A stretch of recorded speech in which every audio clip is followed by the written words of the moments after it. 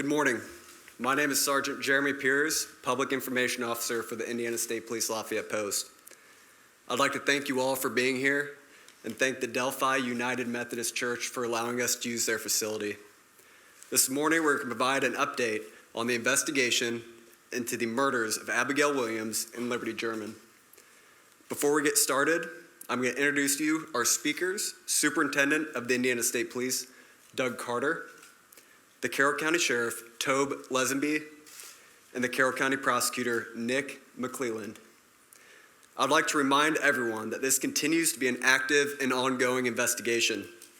At the conclusion of this press conference, we are going to answer a limited amount of questions out of respect to the investigation and the process that will follow today. We will not discuss evidence that is related to this investigation. On behalf of the Delphi Double Homicide Task Force, thank you all for your continued support. I would now like to introduce to you our first speaker, Superintendent of the Indiana State Police, Doug Carter.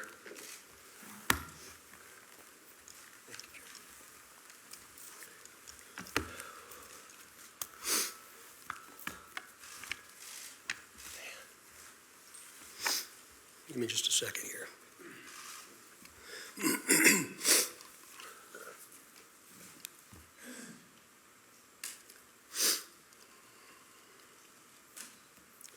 Seldom do I have prepared remarks, but today is different because I do not want there to be any confusion or ambiguity with what I will say. Today is not a day to celebrate, but the arrest of Richard M. Allen of Delphi on 2 counts of murder is sure a major step in leading to the conclusion of this long-term and complex investigation.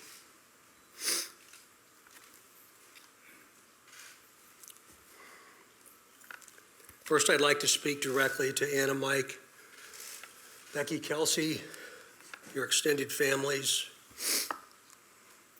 along with the entire Delphi community that certainly has grown and now includes our nation and even many countries around the world. I am proud to report to you that today, actually last Friday, was the day, and an arrest has been made. Thanks to literally hundreds of media outlets that have been steadfast in reporting and keeping the memories of Abby and Libby front and center.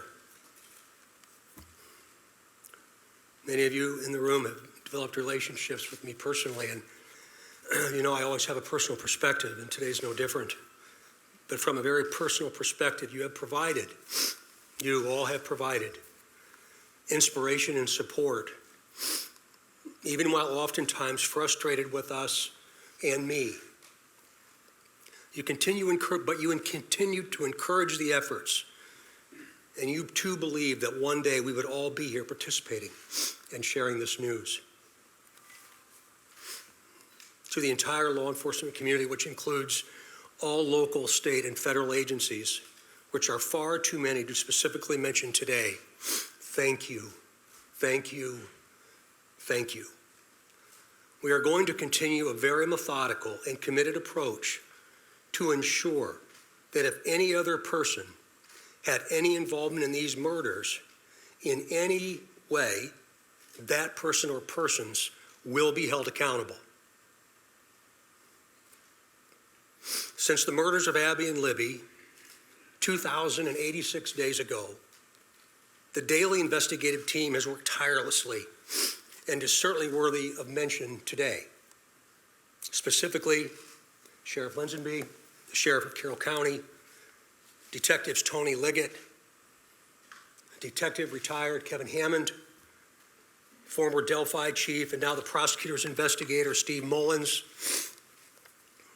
State Police First Sergeant Jerry Holman, Detectives Jay Harper, Dave Vito, and Brian Harshman, along with members of the United States Marshal Service, specifically Agent Jeremy Clinton and Agent Bill Colfers.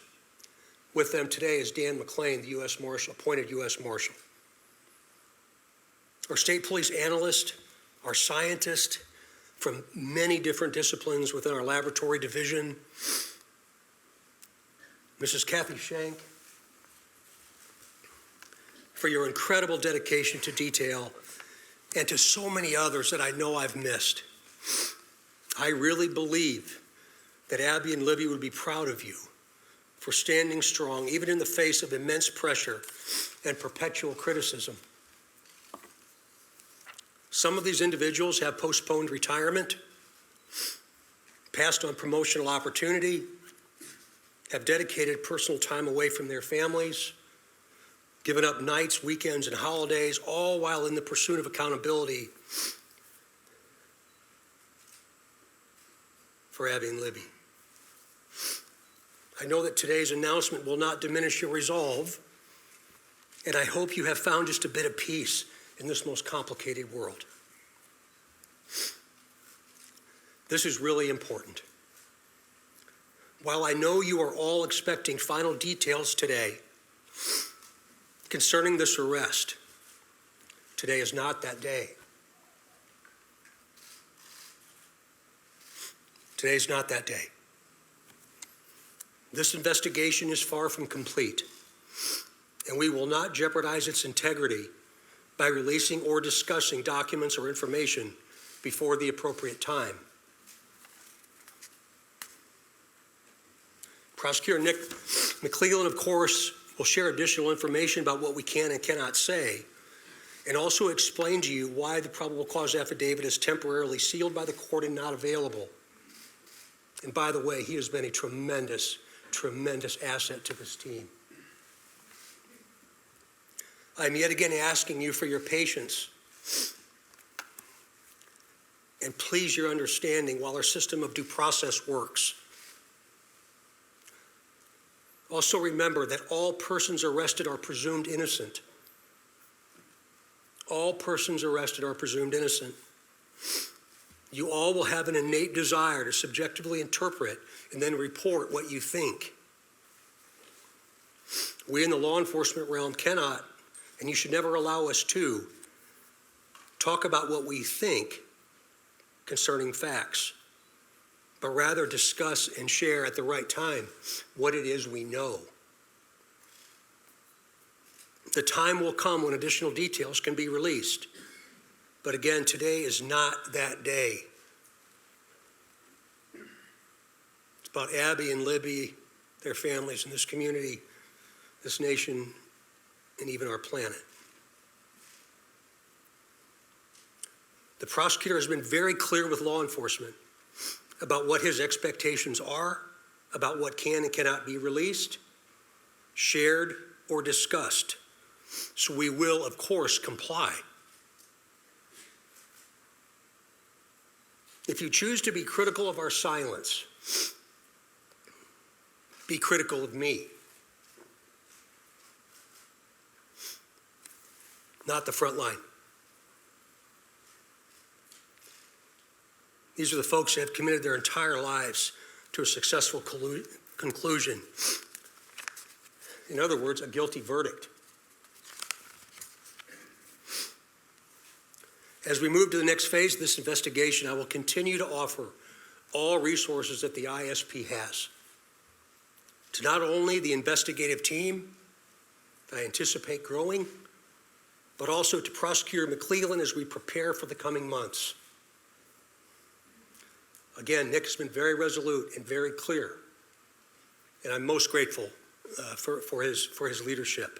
And it's going to be really important as we move forward. Please continue offering tips that you would like to share. The many avenues to report will remain open and will be available to all. Please continue doing that. In closing, I stand before you in this church and very place where we held our first briefing nearly 6 years ago, and just hours after the murders of Abby and Libby. Right here.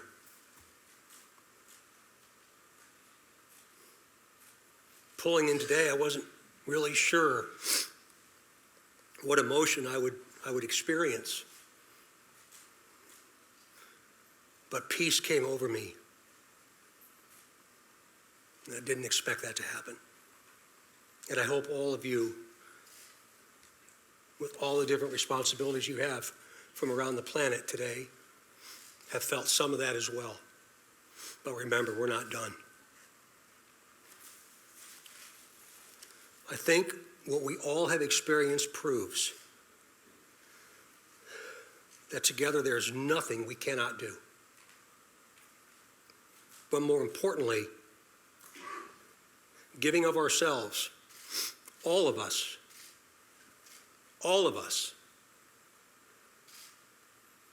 giving of ourselves matters more than what we could ever receive.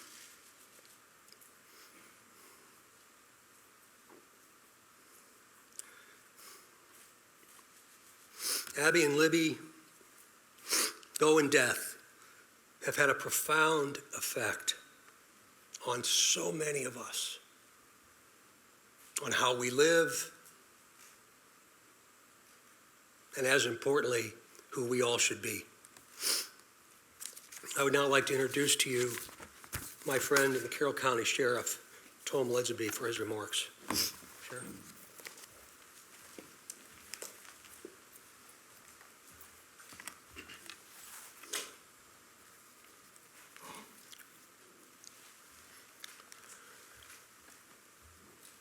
I believe in a God of justice and righteousness. Today, I believe that same God has provided us with justice for Abby and Libby. As Sheriff of Carroll County, Indiana, I want to publicly and sincerely thank each individual who played a role in helping us during this 5.5-year investigation. Whether it was in an investigative capacity, providing tips,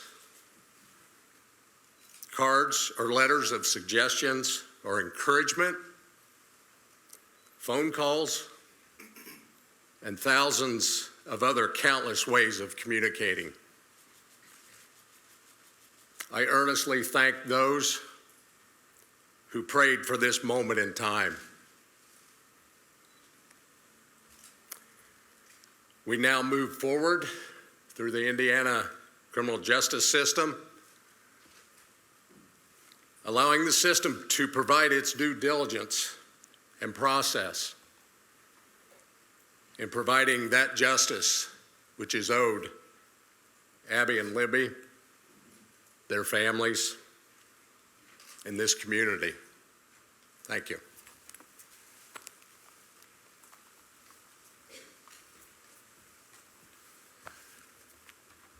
Welcome, everybody. My name is Nicholas McClellan. I'm the Carroll County Prosecutor. And before we get started, I want to reiterate some of the things that Sheriff Lesenby and Superintendent Carter stated. I first want to thank both of them. They've been a great support to my office throughout this investigation. They've always been there for a phone call and always been willing to help a hand or a line of assistance to me and my office during this investigation. I want to thank the team behind me. This is the Homicide Task Force team that we've put together. Thank them and thank their families for being so understanding for the many nights they've worked away from their families, away from their children. There are many dates in a lifetime that you're going to remember. The date your children are born, the date you're married, the date you buy a first house, the date Abby and Libby went missing. One of those dates was last Friday, October 28, 2022. At that time, we had gathered evidence to formulate a PC that we submitted to the court, and the judge did find probable cause for an arrest of Richard Allen. He's been charged with 2 counts of murder for the murder of Abigail Williams and Liberty German. This investigation is still very ongoing. We're keeping the tip line open, the tip email open. We encourage everybody to continue to call in tips, not only about Richard Allen, but about any other person that you may have. For that reason and for the nature of this case, the probable cause and the charging information has been sealed by the court. I've been very clear to everybody that per the court order, we cannot talk about the evidence that's in the probable cause or the evidence that's in the charging information. That will become evident to you at some point and it'll be released, but right now is not that day. Today's about Abby and Libby, focusing on them. Mr. Allen has had his initial hearing. He's entered a preliminary plea of not guilty. The matter's been set for a pretrial on January 13th at 9 a.m., 2023, and a trial date of March 20th, 2023 at 9 a.m. He is presumed innocent. We will have an opportunity and day in court when we can present the evidence that we have against him. But until that day, he is presumed innocent. I want to open it up to a few limited questions from the audience. But again, keep in mind, we are not going to talk about the evidence that we have in this case or about the charging information. We cannot. Those things have been sealed by the court. And so I want to open up a few questions. Prosecutor, when did Richard Allen become a suspect, and do you think he acted alone? Again, that's part of the investigation, so I'm not going to talk about those things. What I can say is that we have probable cause established by the court for his arrest, and he is in custody. He's being held currently without bond. How long has he been a suspect? I'm sorry? Is Mr. Allen connected? Again, that gets into the evidence we have of the investigation, and I know from everybody it's frustrating. I know everybody, not only reporters, but the family, everybody wants to know more information. I understand it's frustrating, but my goal is to maintain the integrity of this case. Is there a degree that goes? Superintendent Carter, you had said that you believe that you had spoken to the suspect or the suspect's family 2 years ago. Is this man one of those people? Again, I appreciate the question, but we're getting into the timeline of events, and today's not the time to do that. Can you talk about how rare it is? Family, I know you've had a lot of conversations with them. You were almost in tears pretty much when you started off this press conference. Can't imagine how emotional it is for everybody that's worked on this case. What was your conversation first like with the family of Abby and Libby when you were able to tell them you finally got the suspect? It was a very personal moment for me, and I think it was a very personal moment for them, for all of us that have had interaction with the family. We developed a relationship that I think is going to last at least one lifetime, and maybe a second. So it was a very, very, very sad yet a very humbling experience. Superintendent, you asked for tips, detective work, it was a reward for $325,000. Did this all come together to make this nexus? Is that the combination of all three things that led us to this day, or is it one or the other? Well, eventually you'll be able to see what led us to this day, but again, today's not that day. To include the reward, you mentioned that, Raphael, about the reward itself, and again, very premature for us to talk about that. There's still a tremendous amount of work to do.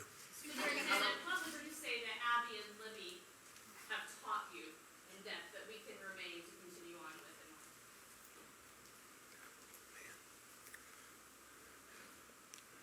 I think probably resilience and understanding the value of each and every day.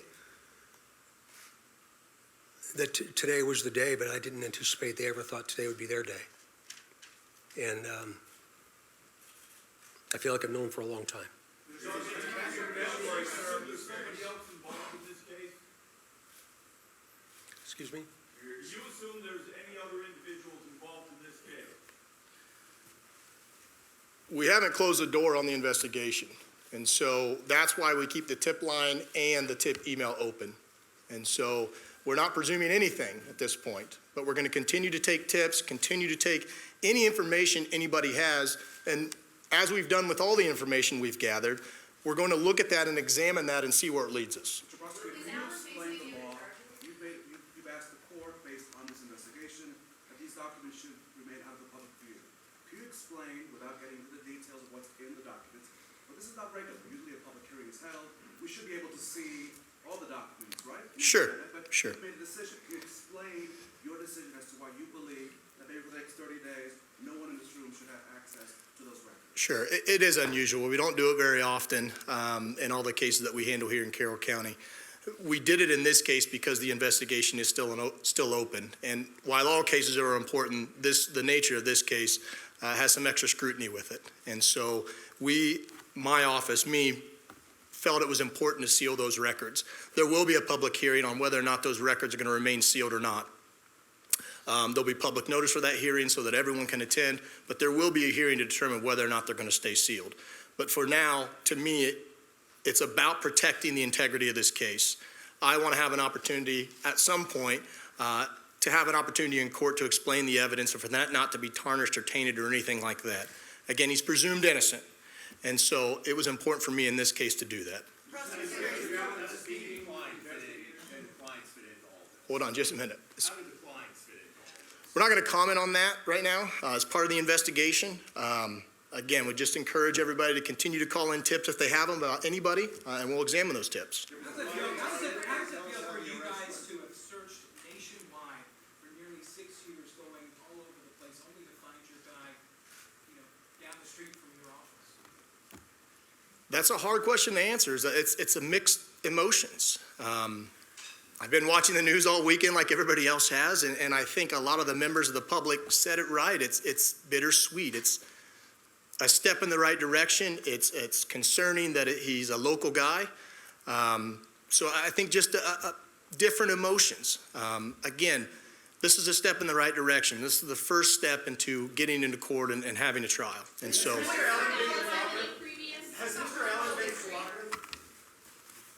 All right. That concludes our press conference today. Shortly, I will be releasing a press release that will have his photo and a couple more details that'll also be here for handout. That'll also be on the Indiana State Police Lafayette Post Facebook page. Right after this press conference, I'm going to send it out. There's also hard documents in the back. Thank you all for taking the time to be here today, and be safe as you travel home.